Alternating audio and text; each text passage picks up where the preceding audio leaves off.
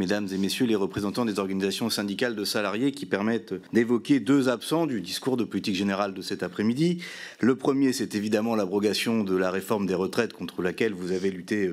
unanimement et nous à vos côtés. La deuxième, c'est évidemment les plans de licenciement dont le Premier ministre a fort peu parlé et qui concernent de nombreuses entreprises, y compris rien que dans mon département, General Electric, Yara, Saunier Duval, après Systovi au printemps et avant la centrale de Cordemais dans les mois qui viennent.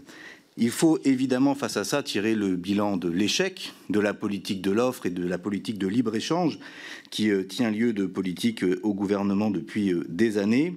Et ce changement de politique, pour nous, il s'inscrit dans plusieurs temporalités. Évidemment, dans l'urgence, l'interdiction des licenciements boursiers, le contrôle et le remboursement des aides publiques lorsqu'elles ne s'accompagnent pas d'un maintien de l'emploi, mais plus globalement, aller vers ce que nous portons, nous, c'est-à-dire une politique industrielle basée sur trois grands mots d'ordre: la planification écologique, et j'y inclus évidemment le besoin d'un prix stable, durable, réglementé publiquement de l'énergie pour accompagner l'industrie et sa décarbonation notamment. Le deuxième, c'est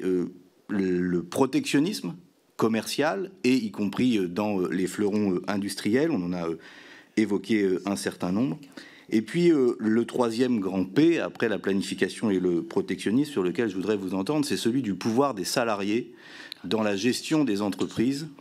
car on ne fera pas cette bifurcation, cette réindustrialisation en laissant toute puissance aux actionnaires dans la gestion des entreprises. Et j'aimerais entendre vos propositions sur la manière et les pouvoirs qui pourraient être accordés aux salariés, d'abord pour empêcher, prévenir ces situations, donc en amont, en alerte, pour contrôler l'argent public, et puis plus globalement pour être des acteurs de la transformation écologique de notre industrie et de nos entreprises.